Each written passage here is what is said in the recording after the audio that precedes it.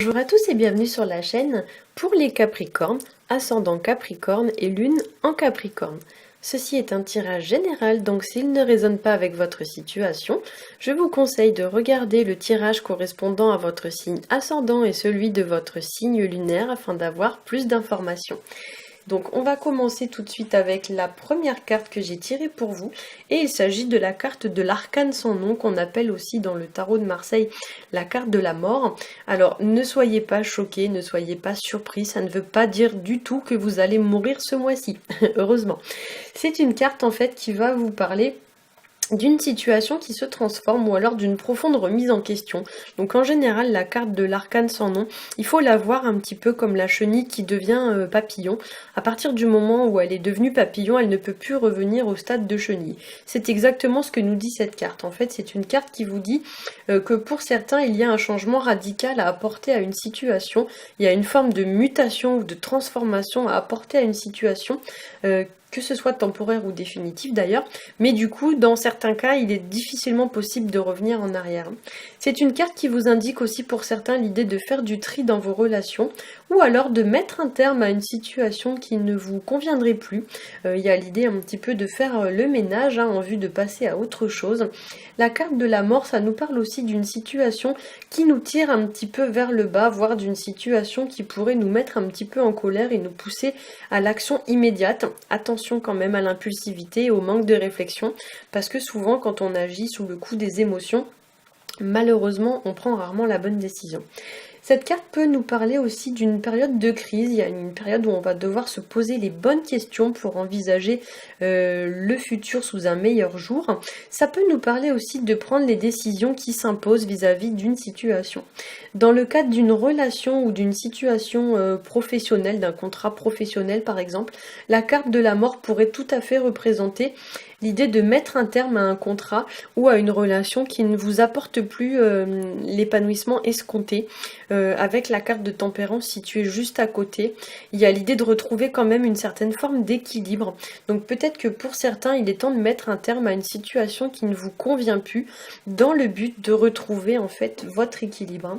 Ça peut nous parler aussi pour certains qu'une personne décide de mettre un terme à une situation et du coup cette situation vous impacte, c'est-à-dire que vous n'êtes pas l'auteur de la décision, c'est pas vous qui prenez la décision, mais pour autant vous en êtes un petit peu entre guillemets la victime, dans le sens où la situation a des répercussions sur vous alors que c'est pas vous qui avez pris la décision. Je prends par exemple l'idée d'une relation, peut-être que pour certains, donc soit c'est vous qui mettez un terme à une relation ce mois-ci, soit c'est l'autre personne en fait qui décide d'arrêter et vous êtes plus ou moins contraint, on va dire peut-être contraint et forcé, enfin quoique le terme est peut-être pas forcément approprié, mais bon vous m'avez compris, vous êtes un petit peu contraint de vous soumettre à la décision de la personne et à arrêter cette relation alors que vous auriez peut-être voulu que ça continue. Voilà. Alors, on va passer à la seconde carte que j'ai tirée pour vous, qui est la carte de tempérance, qui nous parle de paix, qui nous parle d'harmonie, qui nous parle pour certains aussi d'équilibre. Donc il y a l'idée de retrouver la paix et la sérénité par rapport à une situation. Ça peut nous parler aussi de réconciliation, donc peut-être que pour certains vous allez recevoir des nouvelles d'une personne qui va chercher peut-être à se réconcilier avec vous.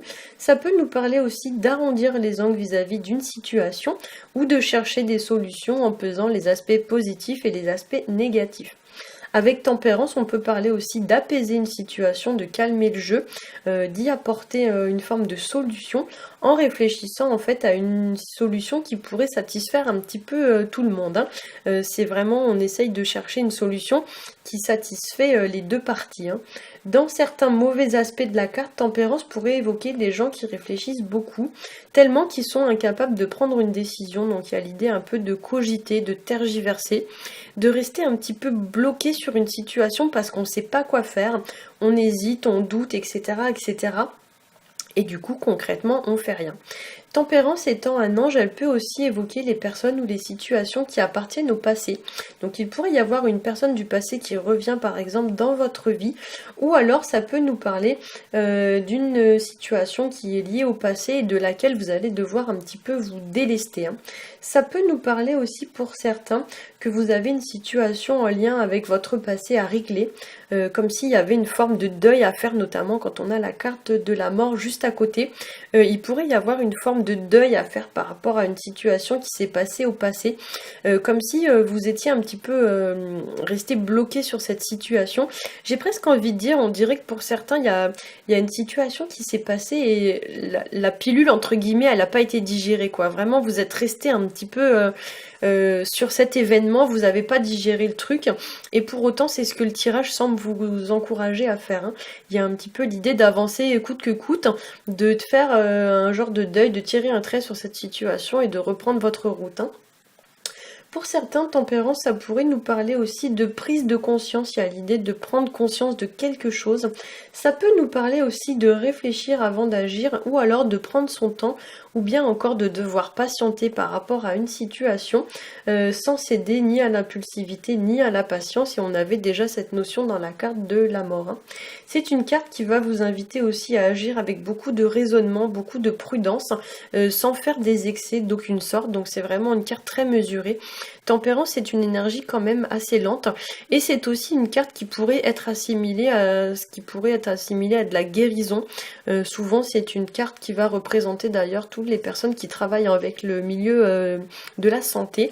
Mais du coup, dans le cadre d'un tirage général, on pourrait dire avec tempérance que pour certains, vous avez une forme de guérison à retrouver par rapport à une situation. Mais pour retrouver cette forme de guérison et d'apaisement, il va falloir faire quand même une forme de deuil, hein. Alors, on va passer à la dernière carte que j'ai tirée pour vous, qui est la carte de l'impératrice. C'est une carte qui va nous parler de la mise en place de nouveaux projets. Donc pour certains, il y a des choses sur lesquelles vous travaillez. L'impératrice, ça nous parle voilà d'une situation qui pourrait être en gestation, en préparation. Donc on ne le voit pas forcément dans cette version de la carte, mais souvent c'est une femme qui est représentée enceinte. Donc il y a une idée un petit peu d'une situation qui se développe. Il y a un terrain qui est quand même relativement fertile dans votre vie pour cette situation. Il y a aussi une forme de prospérité et de croissance avec cette carte, hein.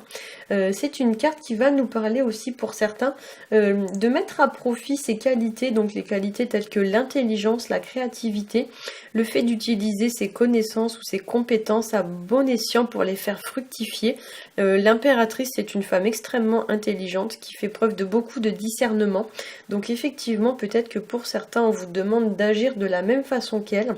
L'impératrice, ça peut nous parler aussi d'une personne pleine d'assurance, une personne qui a confiance en elle et en ses capacités. Une personne qui ne doute pas en fait quand elle prend une décision. C'est une personne voilà qui a vraiment beaucoup d'assurance et à laquelle on va porter même une forme de respect ou de reconnaissance naturelle, hein. Donc c'est une personne voilà qui, j'ai presque envie de dire, qui en met plein la vue, parce que c'est voilà, c'est une personne qui est débrouillarde, c'est une personne qui sait en fait qu'elle a des capacités et qui du coup n'hésite pas à s'en servir pour réussir dans la vie, hein.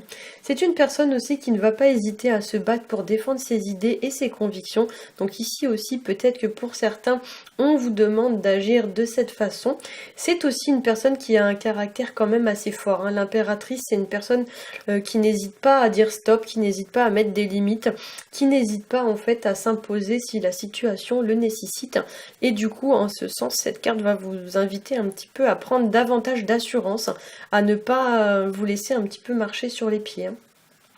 La carte de l'impératrice dans les aspects un petit peu négatifs, c'est une carte qui pourrait nous parler d'une personne un petit peu immature ou un peu superficielle, une personne justement qui ne met pas à profit ses connaissances ou qui manque un petit peu de discernement.